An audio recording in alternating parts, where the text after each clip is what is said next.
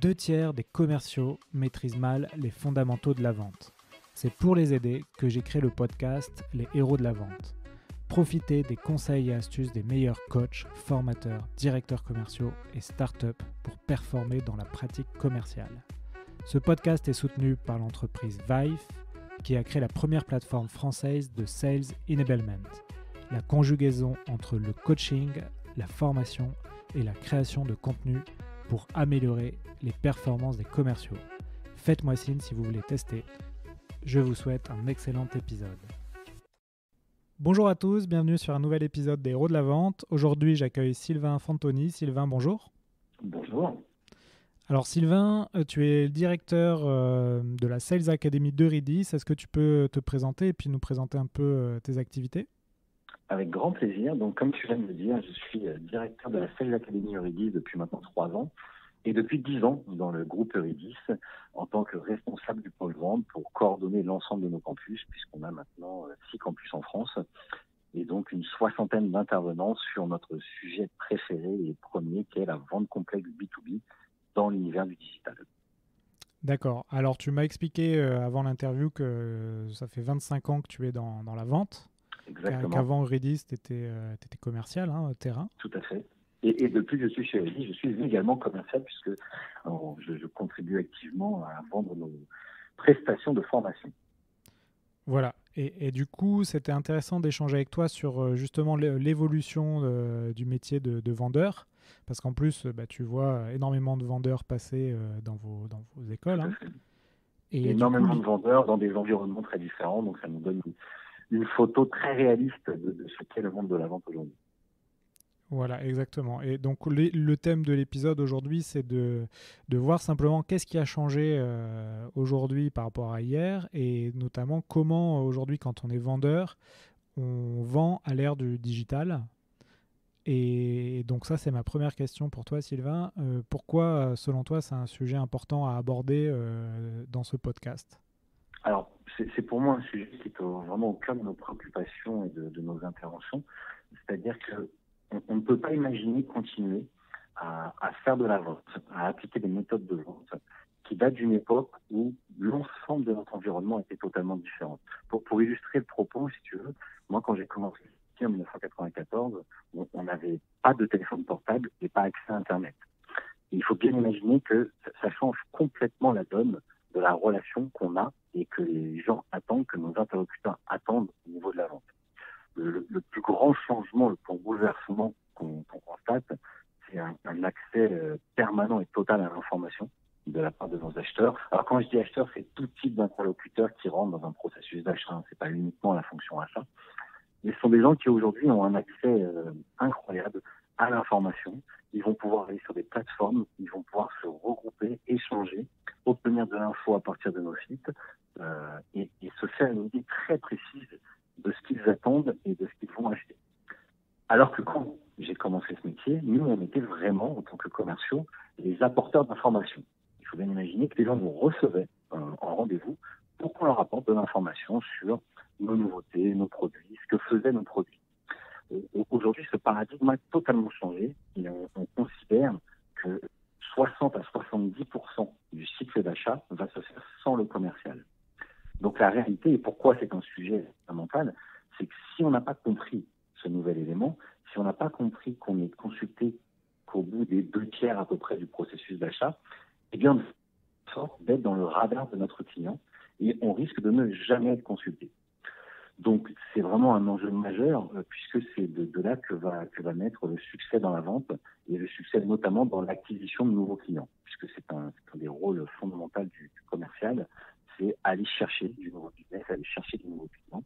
Et comment faire, grâce à ce nouvel environnement, et ces nouvelles plateformes et ces nouveaux outils digitaux, comment faire pour faire d'une contrainte, en tout cas ce qui pourrait apparaître comme une contrainte, une incroyable opportunité de business. D'accord, très bien. Donc, comment, selon toi, dans cette nouvelle ère de l'information consultable facilement, on fait pour être un bon commercial, un bon vendeur ? C'est quoi, on va dire, les piliers Alors, on va s'épargner le bon et mauvais chasseur. Mais non, blague à part, le vrai sujet, c'est d'être connecté au même niveau que nos interlocuteurs le sont. C'est-à-dire qu'un commercial qui resterait dans son écosystème d'entreprise, c'est-à-dire quelle est mon entreprise, quelle est mon offre, quelles sont mes solutions, passera forcément à côté des sujets intéressants de conversation avec ses clients. C'est là une des nouvelles grandes fonctions du commercial, aller générer des conversations pertinentes et intelligentes pour ses interlocuteurs. Alors, ça paraît rien quand on le dit comme ça, mais c'est pas du tout ce à quoi on a formé des générations et des générations de commerciaux qui, comme tout le monde l'a déjà entendu, hein, ont été formés à être dans la conviction, à être capable d'argumenter, à être capable de traiter des objections en se basant sur leur offre et ce qu'ils font. Bon, aujourd'hui, cette donne a complètement changé et ce qui va faire le commercial performant des années 2020 et 2030, c'est quelqu'un qui est capable de détecter des signaux sur son marché, de détecter des signaux faibles au niveau de l'interlocuteur qu'il aura identifié, d'être capable d'avoir une phase de réflexion qui va être beaucoup plus importante que ce qu'elle a pu l'être par le passé. Moi, j'ai connu une façon de faire la vente qui était énormément basée sur l'action. Il fallait passer énormément de coups de fil, il fallait faire beaucoup de prospection, il fallait faire beaucoup de rendez-vous. Et on essayait d'industrialiser énormément la démarche. Et la qualité première du commercial, c'était cette capacité à être dans l'action, à ne pas baisser les bras et à vaincre les obstacles. Bon, aujourd'hui, évidemment que ces qualités sont toujours essentielles, hein, mais elles deviennent moins importantes, moins majeures, au profit de qualités beaucoup plus analytiques. C'est-à-dire que le commercial performant des prochaines années va être quelqu'un qui va être capable d'analyser son marché, d'analyser son offre, d'analyser des personas d'interlocuteurs. On appelle persona un interlocuteur virtuel qui correspond aux interlocuteurs les plus concernés par notre offre et qui va être capable d'orchestrer toutes ces informations pour en faire des actions de vente. Alors, l'avantage, c'est que là, ça a l'air très compliqué quand on dit comme ça, c'est que justement, grâce à ces nouvelles plateformes et à ces nouveaux outils digitaux, il y a des possibilités d'être accompagné, d'être aidé, mais cette partie réflexion va prendre de plus en plus de sens et de plus en plus d'importance. Et on va vraiment, vous savez, ça fait, je pense, 20 ans qu'on parle du vendeur conseil. Et là, on va réellement arriver dans ce que nos amis Graham Verdugen, Tony G. Hughes nous présentent comme étant le commercial de demain, c'est-à-dire un consultant stratégique qui va vraiment s'intéresser au business de ses clients et être, et ça c'est un mantra qu'on a chez Euridis, être le médecin du business de ses clients. Donc être en capacité de faire du diagnostic et d'apporter des nouvelles idées, des nouvelles idées. Et quand on a dit ça, c'est pas simple parce que ça fait appel vraiment à énormément de qualités combinées qui doivent en plus se poser sur les qualités qu'on avait avant, qui étaient des qualités d'énergie et d'action. Donc j'ai envie de dire que ce métier devient de plus en plus intéressant, mais aussi de plus en plus challengeant pour ceux qui veulent devenir des commerciaux dans le B2B, notamment dans le tech et la digital, et dans la tech et le digital, et qui vont devoir avoir ce panel de qualité et de compétences qui est, à mon sens, en tout cas, beaucoup plus important que ce qu'on demandait il y a encore une vingtaine, une trentaine d'années. D'accord. Alors du coup, j'ai deux questions. Donc, on a bien compris, donc le vendeur de demain et d'aujourd'hui, c'est quelqu'un qui va être dans une posture de conseil, de consultant. Du coup, il a besoin, on lui demande de nouvelles qualités. Donc, la première question, c'est est-ce que tu peux nous citer quelques-unes de ces qualités? Et deuxième question, comment on peut former des jeunes générations à ces qualités, à cette pratique de la vente nouvelle? Bien sûr, alors comme je viens un peu de dire, c'est bien la première qualité, ça va être des qualités d'analyse. On va vraiment basculer, et ça il y a beaucoup d'influenceurs qui nous en parlent, vers un profil de commercial très analytique, ayant cette capacité de traiter des informations complexes et plutôt en grand nombre. En gros, faire du big data à l'échelle de son activité commerciale. Ça, c'est le premier point. La curiosité est essentielle dans ce métier. Alors, on a toujours dit qu'elle l'était, mais là, aujourd'hui, on sort de la curiosité naturelle de l'entretien en face à face, où il suffisait d'être curieux de nature pour s'intéresser à son client. Là, il va falloir l'être en permanence, être connecté. Et comment on fait alors pour former ces nouveaux commerciaux à ces nouvelles pratiques? C'est simplement en les plongeant dans ces univers-là et en les faisant beaucoup travailler ce qu'on appelle les soft skills, c'est-à-dire cette capacité à intégrer de l'information, à comprendre, à faire preuve d'empathie, se mettre vraiment dans la situation de business du client et être capable d'avoir des idées pour lui. Donc, c'est-à-dire que un des points majeurs, on a toujours dit qu'un bon commercial était un commercial qui connaissait bien son offre. Je vous rassure, ça n'a pas changé. À mon sens, il faut vraiment que les commerciaux connaissent parfaitement leurs offres technologiques. Mais il y a une nouvelle contrainte, entre guillemets, qui est apparue, c'est que cette connaissance de la techno, comme le client l'a également, puisqu'il a accès à l'information, il va falloir que le commercial soit aussi en capacité de comprendre le métier et les processus métiers de son client pour pouvoir projeter la solution dans la réalité des processus du client.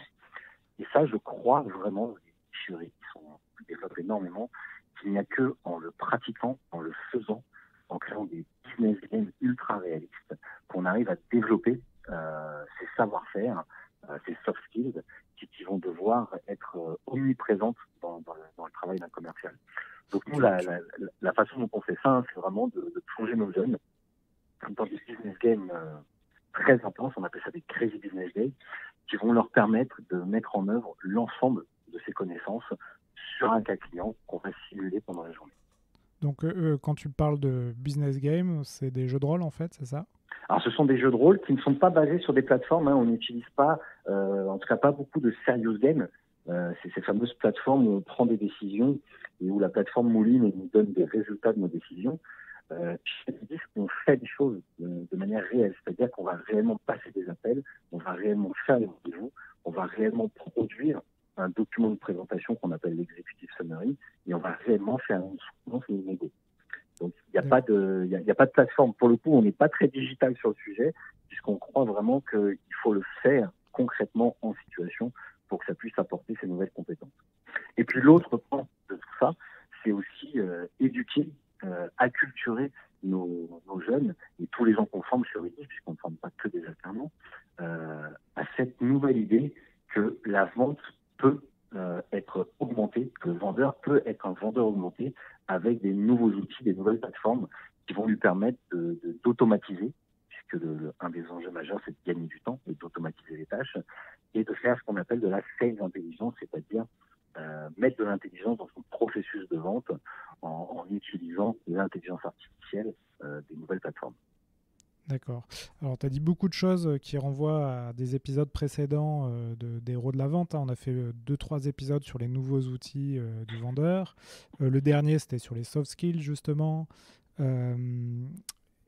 Et est-ce qu'à un moment donné, le nouveau commercial, entre guillemets, on ne lui demande pas d'être un peu le mouton à 5 pattes, c'est-à-dire qu'il doit être à la fois bon en maîtrise des outils technologiques, en prospection, bon en conseil, en négociation, et alors qu'on sait que c'est des populations qui finalement sont rares sur le marché parce que voilà, aujourd'hui, devenir vendeur, ça n'a pas forcément encore une bonne image, en tout cas en France. Qu'est-ce que tu en penses de ça? Tu mets le doigt sur une réalité qui est notre quotidien. Oui.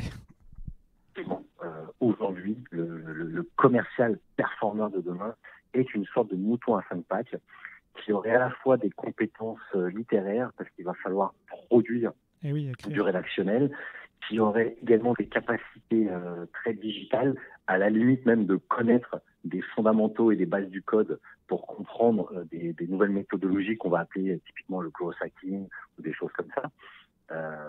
Et c'est effectivement des grandes difficultés pour nos entreprises partenaires, qu'on soit bien clair, c'est de se dire, là on est un peu à la croisée des chemins.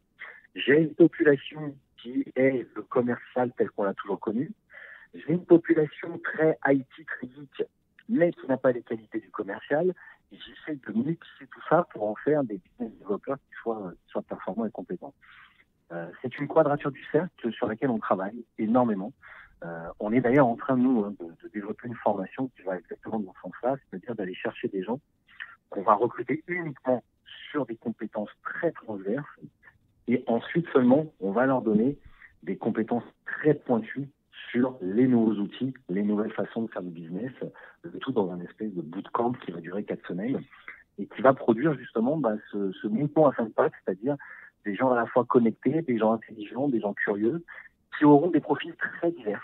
Et c'est ça, je trouve, la très bonne nouvelle de tout ce qu'on est en train de se dire, c'est que tu as dit tout à l'heure que le métier de commercial n'a pas encore trouvé ses lettres de noblesse en France, et tu as tout à fait raison. Et je pense que cette nouvelle donne va contribuer à attirer des profils différents qui n'auraient pas été attirés avant par le métier de vendeur, de commercial, et qui par contre, sur une dynamique de business développement, de devenir le médecin de business de ses clients, vont réussir à être attirés parce qu'ils vont pressentir et ressentir derrière tout ça beaucoup d'intelligence, beaucoup de pertinence à développer, et qu'on n'est pas du tout sur le côté très commerçant du vendeur qui vient absolument pour vous vendre sa solution en ne vous écoutant que très peu et en étant complètement centré sur son produit. On est en train de sortir de ça, on y contribue activement à la Sales Academy, avec cette formation business de la tech, mais c'est vrai qu'on a encore un grand chemin devant nous. Et puis la difficulté, c'est qu'on est, comme je te disais tout à l'heure, à la croisée des chemins. Tout n'est pas encore figé, tout n'est pas encore fait. Les révolutions mettent beaucoup moins de temps qu'on l'imagine à se produire. Donc là, on est vraiment dans une époque où on fait cohabiter deux mondes très différents. Et le but du jeu chez Eurydice, avec nos formations, c'est justement de ramener tout le monde dans cette nouvelle vision de l'avant. D'accord. Ça m'intéresse de savoir ce que tu penses. Là aussi, j'ai fait un épisode dernièrement là-dessus, sur la spécialisation des commerciaux, des équipes commerciales. Est-ce qu'une des réponses de la quadrature du cercle là, dont tu as parlé, c'est peut-être de spécialiser plus les équipes commerciales? J'aimerais bien savoir qu'est-ce que tu en penses. Oui, on le voit. Hein. D'ailleurs, c'est un modèle qui se développe de plus en plus, avec vraiment des gens qui vont être très en charge de l'inbound, en mode ce qu'on appelle SDR, qui est un nouveau job qui s'est développé ces nouvelles années, avant de basculer sur du account exécutive, avant de devenir pourquoi pas Customer Success Manager. Il y a aujourd'hui effectivement plusieurs typologies un peu différentes. Donc des entreprises font le choix de la spécialisation, et je trouve que ça a du sens. J'aime beaucoup moi la spécialisation, j'y vois énormément de bien, de bonnes choses, de ce que ça peut produire. Maintenant, la réalité, c'est que toutes les entreprises ne peuvent pas développer des forces de vente spécialisées par type d'activité. Et donc, ce que l'on peut faire dans des startups ou dans des très grands groupes n'est pas forcément reproductible sur des PME, sur des ETI, où là, on va continuer à demander au commercial d'être à la fois quelqu'un qui va faire du digital marketing de son offre sur son territoire, qui va être en charge de générer de la demande et donc de générer du lead, de s'occuper des leads, donc de faire ce qu'on appelle le lead nurturing, mais d'aller également jusqu'à la conclusion de la vente en passant par cette étape très importante du diagnostic et de la création de la valeur. Puisque c'est là où tout se joue en fait. Comment, grâce à un questionnement très pertinent et très centré sur le business du client, je vais réussir à créer de la valeur de mon offre en dehors des caractéristiques de mon offre. Donc, j'ai pas moi la bonne réponse à ça, mais on le constate. Je trouve que c'est une bonne chose. Et puis, ce sont en plus des fonctions qui permettent d'évoluer. Il n'y a pas de mur entre ces différentes fonctions. Et je le vois moi dans énormément de jeunes qui sortent d'Eurydice, qui vont débuter leur carrière professionnelle en tant que SDR, qui vont ensuite évoluer sur une partie où ils vont aller jusqu'au traitement des leads, et certains qui vont aussi jusqu'au Customer Success Management. Donc, il y a la possibilité d'évoluer soi-même, d'apprendre et d'évoluer. Mais c'est effectivement, pourquoi pas, une des solutions pour essayer d'avoir des gens, ceux qui auront le tempérament très geek, on va les utiliser pour optimiser ces qualités-là et mettre sur du growth hacking, comment je fais pour aller chercher des nouveaux leads. Et puis les gens qui auront un tempérament plus commercial cette fois-ci, on va peut-être les mettre dans l'étape 2 ou l'étape 3.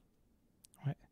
Et qu'est-ce qu'on peut donner comme conseil aux entreprises ou aux équipes commerciales justement qui, à cause de leur environnement ou de leur histoire, peuvent pas vraiment se spécialiser de cette manière? C'est quoi on va dire les premiers conseils appliqués pour être un peu à la fois bon dans tous ces domaines donc on a cité? Le premier conseil que je pourrais donner à une entreprise, c'est déjà de se poser et de se poser la question. c'est-à-dire de ne pas être dans ce flux continu du quotidien qui nous embarque tous, hein, c'est une réalité de l'ensemble des entrepreneurs, et qui fait que parfois, on est plus dans la réactivité que dans la proactivité. On constate que ça devient de plus en plus compliqué, mais on ne prend pas le temps de s'arrêter, de se dire « Ok, qu'est-ce qui a changé? Qu'est-ce que moi je dois changer ?» Donc je pense qu'une forme d'audit interne, hein, un audit sans forcément aller chercher les consultants de McKinsey ou autres, de se prendre le temps en tout cas, de se poser les vraies questions de qu'est-ce que je pourrais faire évoluer dans mon business model, dans mon process de vente, pour pouvoir faire que ces contraintes, parce que ça peut apparaître comme des contraintes, hein, rencontrer des gens qui connaissent notre offre au moins aussi bien que nous, pour un commercial, ça peut apparaître comme une contrainte. Et comment on fait pour le faire basculer dans une vraie opportunité d'aller plus vite, d'accélérer les ventes. Donc voilà, je pense que l'audit, le fait de se poser la question est l'étape numéro 1, et ensuite de regarder avec gourmandise et curiosité toutes ces nouvelles solutions là, qui sont arrivées. On a un intervenant très très pertinent et brillant sur le sujet qui s'appelle Jean-Philippe Cunier, qui intervient à l'école, qui est un spécialiste des Martech et des Sales. Ah oui, je l'ai eu au téléphone la semaine dernière. Ouais. C'est vraiment quelqu'un qui a une vision très très fine de ces sujets, et qui me disait, il sort à peu près 6 à 7 nouvelles solutions par jour sur ces sujets-là. D'accord. Donc la réalité, c'est qu'il y a forcément aujourd'hui, au moment où on parle, une solution digitale qui peut aider à peu près n'importe quel environnement de vente, de quelque entreprise que ce soit, d'une start-up en passant par une ETI jusqu'à un grand compte. Donc je pense qu'il y a 2 sujets. 1, faire un véritable audit interne en se posant les bonnes questions. Et 2, essayer de trouver parmi ces solutions des choses qui vont nous permettre de surfer sur cette vague digitale qui est au final un accélérateur de performance quand on prend par le bon bout. Alors d'accord. Et comment chez Eurydice, tu arrives à... En fait, moi, j'ai fait un épisode aussi sur le social selling et on a compris effectivement que le commercial d'aujourd'hui doit produire du contenu, doit s'intéresser à son sujet, être spécialiste de ces sujets et provoquer des discussions, des commentaires pour que ses prospects le voient comme un expert et viennent lui demander des conseils. Néanmoins, il y a une réalité, c'est que quand tu es un jeune qui démarre sur le marché du travail, tu as 24 ans, tu as 25 ans, tu ne te sens pas forcément légitime pour écrire du contenu, à part certaines personnes. Mais tu vois, moi, ça m'a demandé du temps, même aujourd'hui, des fois, avant de publier un article, j'y pense à deux fois. C'est quelle approche vous avez vis-à-vis de ça et vis-à-vis Alors, de moi, je crois qu'il faut se fixer des objectifs réalistes et atteignables. Ouais. Et qu'effectivement, dire à un jeune de 22, 23 ans qui découvre à la fois l'environnement du travail, à la fois l'environnement du digital, à la fois l'environnement de la vente B2B, qu'en plus il va devoir être l'expert qui va lui-même publier du contenu pour attirer et faire vraiment cette notion d'inbound, ça me paraît pas très réaliste. Sauf quelques rares exceptions, et on en connaît, hein, on voit des jeunes qui passionnent pour le sujet et qui très rapidement sont capables de produire du contenu. Sinon, le step 1, ça peut être aussi de faire soi-même sa veille et de faire ce qu'on appelle de la curation. Alors, tu parlais tout à l'heure de social selling et notamment de Loïc Simon, qu'on connaît bien puisqu'il intervient chez Eurydice. Alors, c'est vrai que la curation, c'est attention, c'est un piège aussi dans lequel on peut s'enfermer, c'est-à-dire ne faire que partager du contenu déjà publié. Alors, il ne faut pas effectivement s'enfermer, mais je crois que c'est un step 1 qui a du sens pour un jeune commercial qui arrive et qui va se dire, moi, l'article de l'année sur l'utilisation de la big data dans le monde des assurances, par contre, je peux, moi, être celui qui scanne, faire un peu mon pote, qui va scanner un peu tout ce qui se passe, toute l'actualité, faire une sélection, et c'est là où je vais rendre service à mes interlocuteurs, puisque c'est ça, hein, l'idée sous-jacente de tout ça, comme dit Loïc, justement, avec cet amour du client qu'on doit aider à faire progresser. Donc moi, je vais être celui qui va sélectionner, filtrer, faire la veille, et je vais pouvoir le proposer de manière ciblée à mes interlocuteurs. L'avantage de ça, c'est qu'à force de rentrer dans cette routine de curation, là, on va se rendre compte qu'on s'acculture, qu'on se cultive et qu'on se met à avoir nous-mêmes des visions sur le sujet qu'on traite. Et là, on commence à arriver peut-être au balbutiement et au début du step 2, qui va consister à écrire soi-même du contenu, en mixant ce qu'on a compris d'une techno, ce qu'on a compris d'un besoin et d'une problématique sectorielle métier, et en mixant ça avec ce que fait mon offre par rapport à tout ça. Parce que c'est ça l'énorme avantage de produire son propre contenu, c'est qu'on peut faire des liens avec ce que l'on propose à nos clients. Oui, et puis bien sûr, quand on crée un contenu, ça sort pas d'une page blanche, hein, c'est l'objet d'expérience, de rencontre, de lecture. Et Exactement. donc on peut très bien, même si on a 23 ans, lire 2-3 articles, faire la synthèse. Ça peut être des articles notamment en langue anglaise, parce qu'il y a énormément de contenu en anglais et qui ne sont pas forcément traduits en français. Donc rien que ça peut faire énormément de contenu de qualité. Et je dis ça fait un moment que j'essaye que je veux le faire et que je m'y mets faire de pas. la compilation de bons articles anglo-saxons. Ouais, exactement. Ouais, c'est une de mes idées, mais tu vois, ça demande du temps aussi. Et c'est vrai que, comme tu disais tout à l'heure, tu es pris dans beaucoup de tâches différentes. Je partage cette ambition puisque ça fait des années que je me dis qu'il faut faire une compilation des grands ouvrages de vente complexe qui sont tous, sans exception, anglo-saxons, qui sont ultra pertinents, qui mériteraient d'être synthétisés en français, et puis surtout adaptés. En vrai, on constate quand même, quand on regarde la vente complexe et les grands livres sur la vente complexe, que le côté très anglo-saxon, très américain, fait qu'il comporte des biais qui ne sont pas tous exportables sur notre marché à nous. Donc, il y a un vrai sujet intelligent à essayer de faire quelque chose à partir du contenu anglo-saxon. Ouais, mais c'est vrai, là par exemple, je suis en train de rédiger un article sur la fonction de sales operation, pardon, en anglais, ou le sales enablement. Et c'est vrai que je fais l'article, je trouve ça hyper intéressant, etc. Mais tu regardes en France les gens qui ont ces fonctions-là, il y a une vingtaine de personnes. Donc tu te dis, bon, je dois l'adapter au marché français qui est pas le même que le Sinon, ça ne va pas parler. Anglo-saxon. Ouais. Mais pour autant, il y a vraiment des très bonnes pratiques à apprendre. Mais c'est vrai qu'il faut faire attention à transposer ça à notre culture. Ouais. Je devance un peu une question de la fin. Justement, du coup, tu me parles de contenu anglais. Est-ce que toi, tu as des bouquins ou des vidéos à nous conseiller ? Alors, en livre, je crois qu'il y a 2-3 lectures qui me semblent très importantes, qui sont des vrais fondements de notre métier. Il y a l'incontournable spin selling, qui, de manière assez paradoxale, c'est une méthode qui a maintenant plus de 30 ans. Donc, on pourrait croire qu'elle est un peu datée et qu'elle pourrait être parfois inadaptée, et qui, en vrai, n'a jamais été aussi pertinente que dans ce monde du digital. C'est-à-dire dans un monde où l'innovation est permanente et quotidienne, la démarche spin selling prend tout son sens dans cet environnement très digital, puisque spin va permettre justement de vendre la nouveauté, de vendre l'innovation et de générer des projets chez des clients qui n'avaient pas forcément prévu de faire le projet avec nous. Puisqu'on a énormément de méthodes de vente qui s'intéressent au fait de comprendre le besoin du client, ce qui est une très bonne chose évidemment, hein. Sauf que quand vous vendez de l'innovation pure, par définition, les clients n'ont pas encore formalisé ce besoin. Si on se remet il y a encore une petite dizaine d'années, quand on se met à parler de big data, il n'y a pas un client qui a un projet de big data. Et bien, spin selling est justement l'outil qui va permettre de développer ce type de vente. Donc, spin selling de Neil Rackham. Et puis, on a également The Challenger Sale de Matthew Dixon, qui est pour moi un véritable fondement de la nouvelle vente, de la nouvelle façon de voir la vente, notamment lié à tout ce qu'on a dit précédemment. D'accord, donc The Challenger Sales.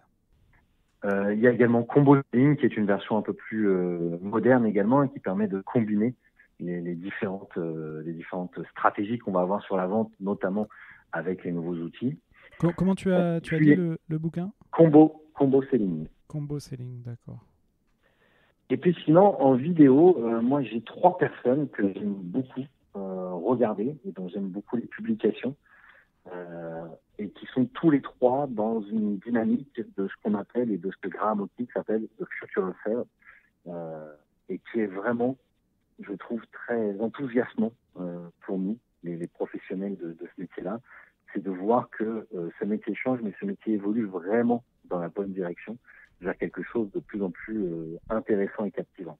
Ouais. Donc on a Graham Hawkins, Dirk Duden et Tony G. Hughes, qui pour moi sont très représentatifs de cette nouvelle vision. Bon, alors, l'avantage, c'est que si vous vous connectez à ces trois-là, vous allez vous rendre compte qu'il y a tout un écosystème de spécialistes encore autour et qui nous donnent également des insights et qui partagent des choses très très pertinentes. Tu peux nous les redire Donc Graham Hawkins, ouais. Dirk Duden et Tony G. Hughes. Ok, donc c'est que c'est des gens qu'on retrouve très très facilement sur LinkedIn. Hein. Ce sont des voice of LinkedIn, des influenceurs très connus et qui en plus ont cette incroyable dynamique de partage, et ils partagent avec nous des insights très très forts qui nous permettent vraiment d'évoluer. Donc c'est que des anglo-saxons. Ah, par contre, malheureusement, oui, ils sont tous anglo-saxons, mais ça nous permet de travailler notre anglais ouais. et notamment l'anglais australien avec l'ami Graham. Ah oui, et j'avais déjà vu ou interviewé quelqu'un effectivement qui me disait qu'en Australie, il y a pas mal d'experts de la vente qui sont très intéressants à suivre, c'est assez rigolo. Exactement. Et Graham est celui qui fédère un petit peu cet écosystème, donc c'est pour ça que c'est pas mal de se connecter à lui, puisque autour de lui gravite tout un environnement de gens tous plus intéressants les uns que les autres. Bon, tu vois, je viens de me mettre en connexion sur LinkedIn. Ok, très bien. Et est-ce que toi, tu as des outils ou des routines qui te permettent d'être performant au quotidien ça peut être des applications ou des pratiques Alors, nous, on est plus, pour être très clair, on est plus dans une com un peu B2C sur le développement de la formation commerciale.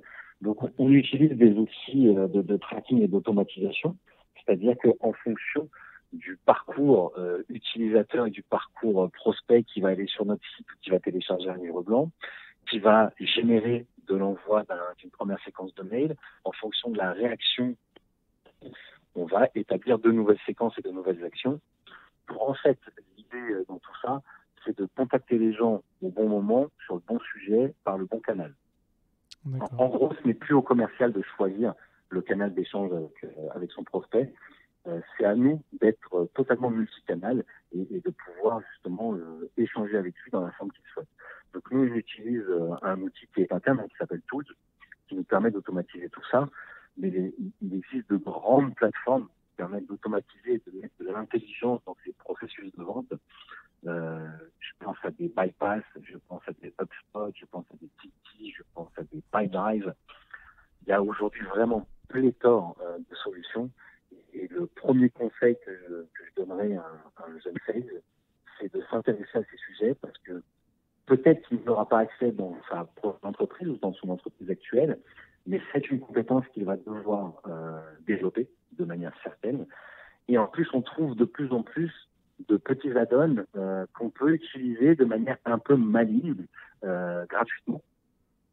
Je pense à des petites choses comme Lucha ou même la fonction 1 de HubSpot qui est donnée gratuitement.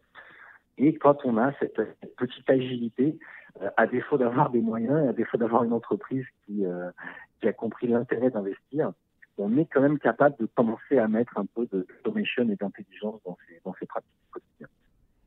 Ouais. Et ouais, d'ailleurs, on peut les inviter à écouter. Je crois qu'il y a 3 épisodes maintenant sur les outils digitaux là, sur les héros de la vente. Ça fait pas mal. Il faut. Je conseille vraiment à tout le monde d'aller écouter tes épisodes sur le sujet, parce que je pense que passer à côté de ça, c'est laisser l'opportunité à nos concurrents, nos confrères, d'être plus en connexion avec les prospects et d'être surtout dans leur radar. Moi, c'est ça un petit peu l'idée sous-jacente de tout ça, c'est que aujourd'hui, comme le client va développer une grosse partie de son cycle d'achat en autonomie, si on rentre pas du tout dans son radar, on risque d'être de moins en moins sollicité. Et ceux qui ont réussi à rentrer dans ce fameux radar auront un vrai premium sur la tête de vente. Ouais, ce qu'il y a, c'est que le stack commercial, il change très vite, quoi. Il faut vraiment être en veille quotidiennement parce que tu vois, les outils que j'utilisais l'année dernière, je crois que je les ai tous changés. Ben oui, mais tu as parfaitement raison. C'est aussi un des sujets. Tu parlais de routine. Qu'est-ce qu'on peut donner comme conseil ? La routine numéro 1, c'est de choisir ces plateformes d'information et de s'astreindre à faire une veille quotidienne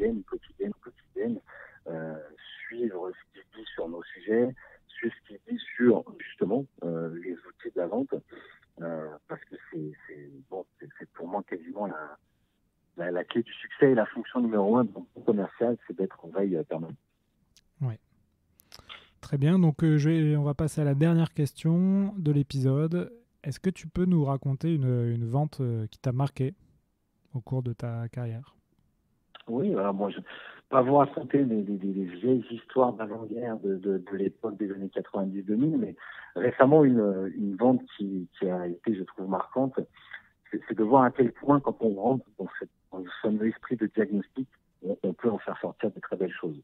J'étais avec un grand groupe, enfin pas un grand groupe, mais une entreprise de taille intermédiaire, comme on dit maintenant, dans le secteur des ESN. Et les premiers échanges portaient sur une demande très très classique d'alternance, comme on sait traiter au quotidien chez Eurydice. Et puis on a décidé d'aller un peu plus loin, de challenger un peu plus notre client dans cette démarche Challenger Sales. En fait, on voyait qu'il y avait énormément d'attentes sur la partie alternance et on l'a basculé sur les équipes actuelles. Et là, on est rentré dans des enjeux beaucoup plus profonds et beaucoup plus sensibles pour le client, qui n'envisageait pas forcément d'ailleurs de challenger lui-même en interne. Il y a une espèce d'acceptation du statu quo chez quasiment tous les décideurs qu'on rencontre. Ils ont analysé une situation et se disent que c'est une réalité et c'est comme ça. En les challengeant, en allant vraiment plus loin, on a réussi à leur faire dire que ce qui manquait, c'était la dynamique d'intégration et qu'en fait, ils embauchaient bien, qui sont d'ailleurs toujours très bien, et qui malheureusement se sclérosaient assez rapidement dans des habitudes qui étaient issues du temps passé, d'un autre temps, d'une autre époque, et que même les plus jeunes rentraient très rapidement, trop rapidement dans ce milieu. Donc l'idée qu'on a fini par développer, c'est de créer une vraie sales academy interne sur le sujet de l'onboarding. Et au final, on s'est mis à faire rentrer tous les nouveaux entrants. Donc ça représentait des dizaines de personnes, des dizaines d'ingénieurs d'affaires, qui sont entrés dans un cursus dès leur arrivée, qui leur a permis d'adopter ce digital smart selling, qui était un petit peu la marque de fabrique de Redis, et qui leur a permis de créer une position forte, des convictions fortes. Et on a constaté que grâce à ces convictions fortes qu'on avait réussi à mettre au niveau de l'onboarding, au démarrage, eh bien, on arrivait à maintenir cet état d'esprit très digital, très ouvert et très axé sur comment chercher de la nouvelle performance. Donc ça, c'est une vente qui m'a beaucoup marqué puisqu'on a eu l'occasion de monter jusqu'à la direction générale et c'est grâce à une démarche qu'on apprend au quotidien à nos jeunes, qui est Challenger Sales, qu'on a réussi à faire bouger complètement les lignes. Et la conclusion de cette vente, c'est vraiment de ne jamais s'arrêter sur le besoin explicite du client, c'est-à-dire ce que nous demandent nos clients. Évidemment qu'il faut l'écouter, évidemment que c'est un cœur de sujet, que c'est important, mais nous sommes les experts, et c'est à nous de faire ce travail, d'aller plus loin et de faire réfléchir les gens sur des situations auxquelles ils n'ont pas encore réfléchi. Et cette vente-là, qui a eu lieu il y a maintenant 2 ans, était vraiment l'illustration parfaite de toute cette démarche et de toute la philosophie qu'on essaye de promouvoir au sein de Redis. D'accord. Alors, écoute, merci pour cette étude de cas. C'est vrai que les Sales Academy, on en voit de plus en plus se créer dans les entreprises. Et il faudra que je fasse un épisode là-dessus, sur comment créer une Sales Academy. C'est un vrai sujet. Et il y a 10 bonnes manières de se tromper, malheureusement, à la fois dans les objectifs et dans la réalisation, mais ça sera peut-être, pourquoi pas, l'occasion d'un autre podcast avec toi, puisque c'est un sujet qu'on a déjà nous fait avec pas mal de nos partenaires. On doit avoir l'expérience d'une douzaine de ces académies qu'on a mis en œuvre, et c'est vrai que ça devient de plus en plus un sujet de discussion avec nos interlocuteurs de haut niveau, de se dire comment je crée ce fameux empowerment. On a dépassé le stade du management commercial. Aujourd'hui, on n'est plus là pour avoir uniquement des KPI d'activité, des KPI de performance.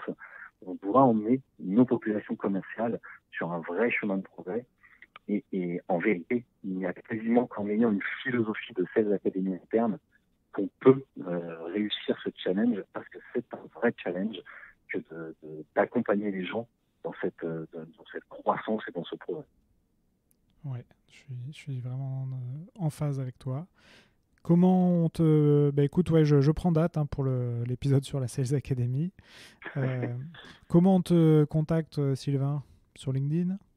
Alors, sur LinkedIn, évidemment, avec grand plaisir. Sur notre site Euridis Sales Academy. Et puis en venant sur le site également d'Euridis Business School. Mais le plus simple, effectivement, c'est de me contacter directement par LinkedIn, puisque je regarde toujours avec bienveillance tous les messages et toutes les demandes de contact. Ok, écoute, merci beaucoup pour ta disponibilité, Sylvain. Merci à toi. Ouais, on a eu quelques coupures au cours de l'épisode, mais bon, c'est pas grave, c'est les joies du métier. C'est ça, on te fait confiance pour pouvoir monter tout ça de manière pro. Ouais, on va faire le maximum. Ouais, malheureusement, j'ai pas encore les moyens pour avoir un ingénieur du son qui me fait le boulot, donc je m'y colle. C'est le step 2, ça, c'est la prochaine étape. C'est ça. Écoute, à bientôt alors, Sylvain. Écoute, avec grand plaisir, et puis moi, je suis en tout cas tes podcasts à ravissement. Ouais, écoute, merci. Je te souhaite une excellente journée, je te dis à très vite. Oui, à bientôt, salut. Au revoir. Au revoir. Voilà, cet épisode des héros de la vente est fini. J'espère que ça vous a plu. Si vous voulez continuer à apprendre sur le thème de la vente, vous pouvez consulter gratuitement du contenu sur mon site web vive.fr. Vous y trouverez des e-books à télécharger en accès libre. N'hésitez pas aussi à me contacter sur LinkedIn pour me proposer des sujets ou des idées d'interview, ou simplement si vous avez des questions ou un feedback à me donner. Enfin, afin que ce podcast se fasse connaître, vous pouvez le noter 5 sur 5 sur iTunes pour que je puisse monter dans les classements. C'est vraiment important. Merci et à la prochaine!